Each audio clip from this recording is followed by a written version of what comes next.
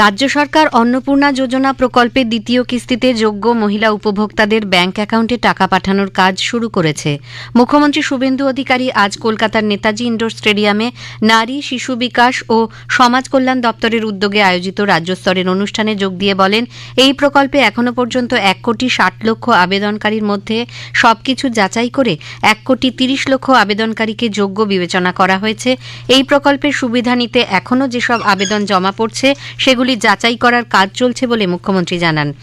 1,60,00,000 যে আবেদনকারী, তার মধ্যে 26,00,000 বাতিল হয়েছে ফর্ম, তারা ক্রাইটেরিয়া ফিল আপ করেননি। বাকি যে 1,30,00,000 বেশি ঝাড়াই বাছাইতে তারা যোগ্য বিবেচিত হয়েছেন। আমরা বেলা 1টার সময় আজকে টাকা ট্রান্সফার করলাম 1,09,92,378 জনকে। আজকে রাত্রি 12টা পর্যন্ত বাকিরাও পোর্টাল আপলোড হতে হতে তাদের অ্যাকাউন্টেও টাকা ঢুকতে শুরু করবে।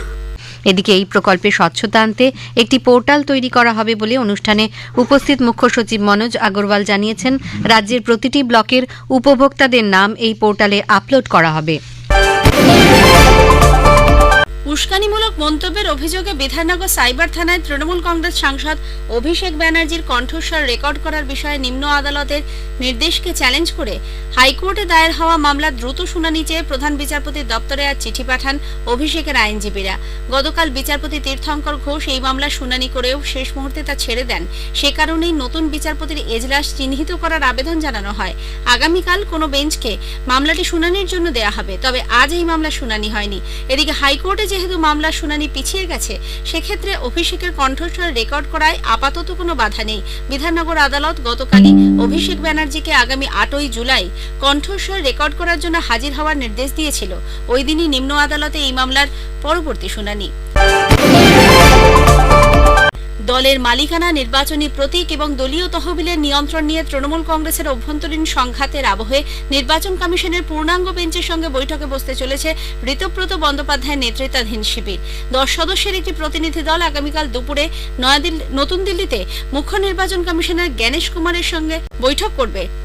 দিল্লি রওনা হওয়ার আগে বিমানবন্দরে ঋতব্রত বন্দ্যোপাধ্যায় আজ সাংবাদিকদের বলেন, বৃহস্পতিবার নির্বাচন কমিশনের কাছ থেকে সময় পাওয়া গেছে। বৈঠকে তৃণমূল কংগ্রেসের প্রকৃত সাংগঠনিক নিয়ন্ত্রণ, দলীয় তহবিলের অধিকার এবং জোড়াফুল প্রতীক নিয়ে ঋতব্রত শিবির তাদের দাবি কমিশনের সামনে তুলে ধরবে বলে মনে করা হচ্ছে। মহিলাদের নিরাপত্তায় রাজ্য সরকার আগামীকাল থেকে রাজ্যের প্রতিটি থানায় পৃথকভাবে মহিলা হেল্প ডেস্ক চালু করতে চলেছে। মুখ্যমন্ত্রী তথা স্বরাষ্ট্রমন্ত্রী শুভেন্দু অধিকারী আজ নেতাজি ইন্ডোর স্টেডিয়ামে আয়োজিত অনুষ্ঠানে বলেন, এর পাশাপাশি প্রতিটি মহকুমায় একটি করে মহিলা পুলিশ থানা চালু করা হবে। রাজ্যে গড়ে তোলা হবে দুর্গা বাহিনী।